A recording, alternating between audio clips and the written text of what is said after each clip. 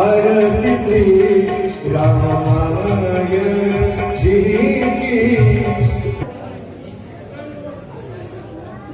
आदरणीय दयाशंकर प्रसाद जी एवं भागवत प्रसाद जी, देवी जी का माल्यार्पण करना है। आ जाए।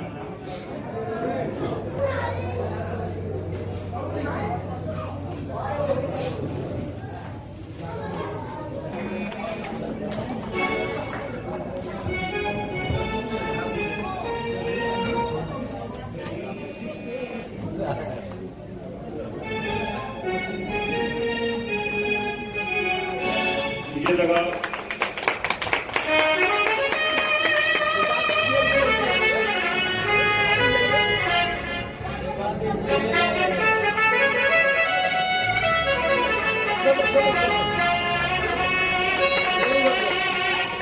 अन्य कोई माताएं बहनें अगर माल्यार्पण देवी का करना चाहती हैं या कोई भाई बंधु करना।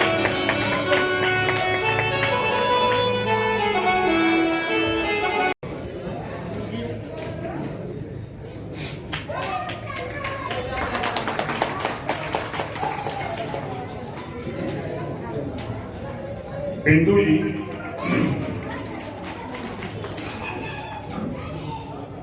पिंटू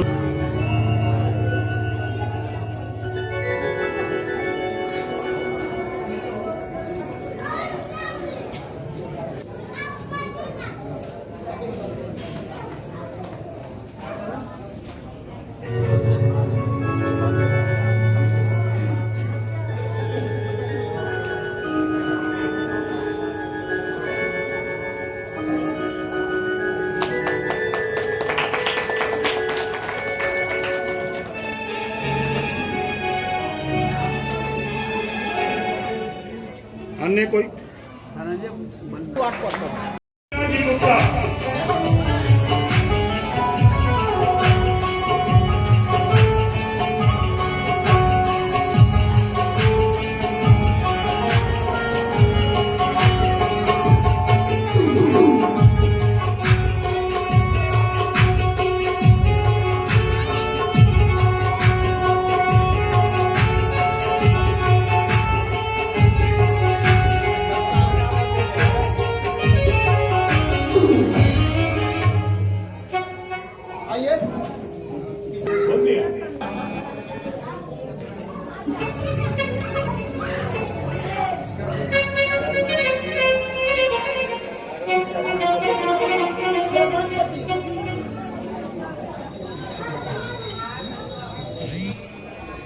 ये हमारे सबसे चहते वार्ड पार्षद हैं।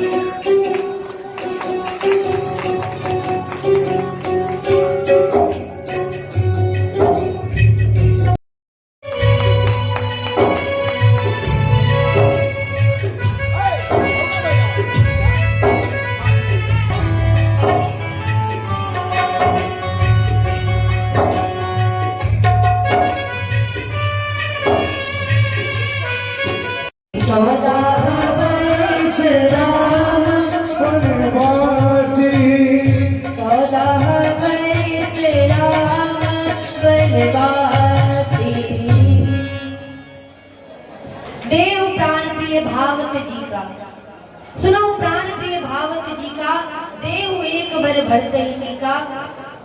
श्री केकई जी वरदान मांगती है कि प्रभु मुझे आप जो मेरे प्राणों को सबसे ज्यादा प्रिय है वह वरदान दीजिए। प्रथम वरदान मुझे कौन सा चाहिए? बोले महाराज, जो तिलक आप राम को करने वाले हैं वो तिलक अब आप भरत को, मेरे पुत्र भरत को करें।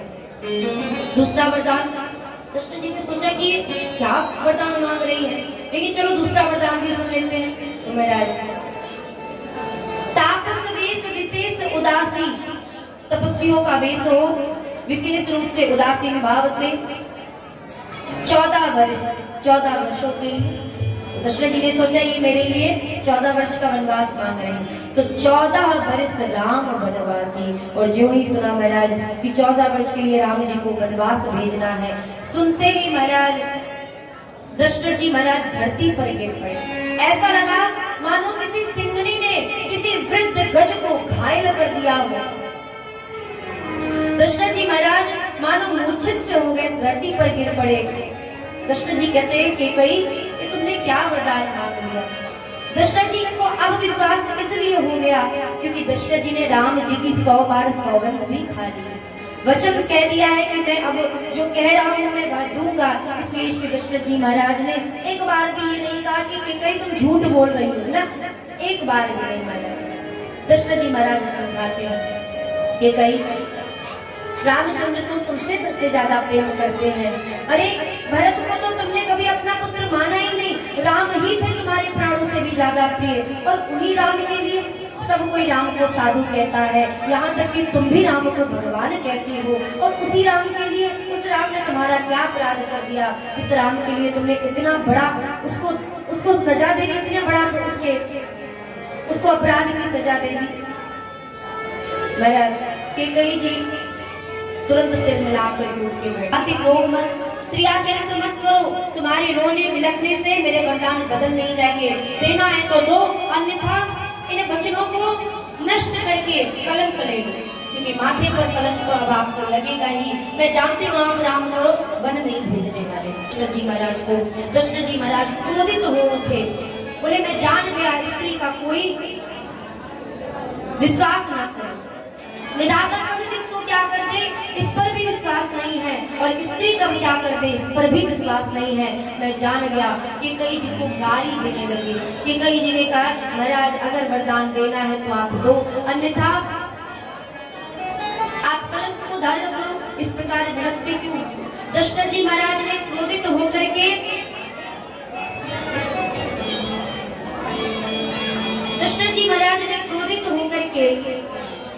कैकेयी को डांटा, प्रार्थना की, निवेदन किया, हाथ जोड़ करके चरणों में गिर करके। दशरथ जी महाराज भाव भरे वचनों से समझाते भी हैं, हर प्रकार से प्रयास कर लिया, किंतु जब श्री कैकेयी जी नहीं मानी तब अंत में श्री दशरथ जी महाराज ने एक ही बात कही, कैकेयी मैं जब तक जीवित हूँ तो मुझे अपना यह चेहरा मत दिखाना, और तेरे मन में जो आए तू कर, लेकिन मैं जब तक जीवित हूँ मेरे सामने मत आना, ये चेहरा मैं देखना नहीं चाहता। दशरथ जी महाराज ने ये कहा और कहकर के दशरथ जी मूर्छित हो गए। इधर कैकेयी जी को एक बात पता चल गई, क्या? बोले महाराज जो तुम्हारे मन में आए तुम वो करो। तो कैकेयी जी के मन में जो आया उन्होंने वो किया। क्या किया? बोले महाराज प्रातः काल का समय, ब्रह्म मुहूर्त का समय, आज दशरथ जी महाराज राम जी को राजा बनाने वाले हैं, तो सुमंत्र आदि समस्त मंत्रीगण कह रहे हैं कि आप तो दशरथ जी को जल्दी आ जाना चाहिए, आप महाराज ने बड़ी देरी कर दी, क्या बात है? मंत्रीगण बड़ी देर तक प्रतीक्षा करते रहे, किंतु जब दशरथ जी नहीं आए तो सुमंत्र जी को भेजा, और आज दशरथ जी महाराज का वह भवन जहाँ रामचंद्र जी की किलकारियों से लेकर के श्री जानकी जी के आने की, उनके चरणों में बंधी हुई पायल के घुंघरू की आवाज जहाँ पर छनकती थी, आज वही महल महाराज भूत के बंगले के समान लग रहा है, शमशान घाट के समान लग रहा है। ऐसा लग रहा है दीवार से कोई निकलेगा और पकड़ करके महाराज मार देगा। सुमंत्री जी महाराज अत्यंत भयभीत होकर के दशरथ जी के महल पे गए तो देखा क्या, दशरथ जी महाराज धरती पर गिरे पड़े हैं और कैकेयी जी उनके चरणों के पास बैठे हैं, चेहरे पर कोई उदासी का भाव नहीं। तब श्री सुमंत्र जी ने पूछा, भैया क्या बात है? महाराज की आज अचानक तबीयत खराब हो गई, आज तो राम जी को राजा बनना था। कैकेयी जी ने सारी बात बताई और यह आज्ञा दी आप राम जी को लेकर के आए। अब तो इनकी तबीयत उन्हीं के आने से, उनके दर्शन करने से ही ठीक हो। सुमंत्र जी महाराज पहुंचे, सुमंत्र जी के पुत्र ने जाके राम जी को सारी खबर दी। रामचंद्र जी ने आज स्नान नहीं किया है महाराज, अभी स्नान नहीं हुआ है राम जी का, और रामचंद्र जी बिना मुकुट को धारण किए हुए, बिना पीताम्बर वस्त्र को धारण किए हुए सुमंत्र जी के साथ, सुमंत्र जी के पुत्र के साथ चल रही है महाराज। राम जी को इस प्रकार इस वेशभूषा में देख करके अवधपुर वासी शोक मना रहे हैं। अरे महाराज आज तो राम जी राजा बनने वाले थे, इस प्रकार इस वेशभूषा में जा रहे। सुनते ही महाराज, देखते ही सभी अवधपुर वासी दुखित हो गए, विचार करने लगे कि आखिर बात क्या है। और विचार करते करते श्री रामचंद्र जी दशरथ जी के महल पर पहुंचे, माता से आज्ञा ली, प्रणाम किया, पिताजी को प्रणाम किया। श्री दशरथ जी महाराज की मूर्छा बंद हुई, राम को देखा और याद आया कि राम तो वनवास को चले जाएंगे, कैकेयी ने वरदान मांगा है। सोचते मूर्छित हो गए भैया। केकई से पूछा, श्री रामचंद्र जी माता केकई जी से पूछने, मैया क्या बात है? केकई जी मुस्कुरा के कहती है, अरे राम, ज्यादा कोई बहुत बड़ी बात नहीं है। तुम्हारे पिताजी तुमसे ज्यादा प्रेम करते हैं और मैंने उनसे वरदान मांग लिया कि मेरे पुत्र भरत को राज्याभिषेक कर दो, उनको तिलक कर दो और उनको राजा बना दो। और दूसरा वरदान मांगा कि तुम 14 वर्ष के लिए वन को चले जाओ। बस इतनी सी बात सुन करके तुम्हारे पिताजी की यह दशा हो गई। राम जी ने कहा, मैया अगर ऐसी बात है, अगर इस अवसर पर भी जहां मेरे भरत को राजा बनाया जा रहा है, अगर इस अवसर पर भी मैं वन को नहीं गया तो प्रथम गणीय मुनि मूढ़ समाजा, मूर्खों के समाज में सबसे पहले मेरा नाम लिया जाएगा। इसलिए अगर मुझे किसी ने पहले बताया होता तो मैं कल रात को ही आगे चला गया होता, लेकिन मैया बड़ी देरी हो गई। कोई बात नहीं, मैं तुरंत अभी किसी वक्त बस अपनी मैया से आज्ञा ले लूं और आज्ञा लेके तुरंत मैं चला जा रहा हूँ। इससे बड़ी और खुशी की बात क्या होगी कि मेरा भाई भरत राजा बनेगा। श्री रामचंद्र जी पहुंचे श्री कौशल्या जी के भवन में। कौशल्या जी इधर उधर भाग रही हैं, कभी आटे की खा लेती हैं, कभी राम जी के वस्त्रों को लेती हैं, कभी राम जी की लिए फल लगाती हैं, कभी मिठाई लगाती हैं। फिर कहती है कि मैंने ये वस्त्र सिले हैं, मैं ये पहनाऊंगी। फिर कहती नहीं नहीं, ये नहीं, ये पहनाऊंगी, वो पहनाऊंगी। और बार बार इधर उधर दौड़ रही है श्री कौशल्या जी। राम जी द्वार पर खड़े होकर के उस भाव विभोर मैया का दर्शन कर रहे हैं, उस प्रेमातुर मैया का दर्शन कर रहे हैं। रामचंद्र जी विचार करते हैं, इस भोली भाली सी माँ को मैं कैसे बताऊं कि मुझे अयोध्या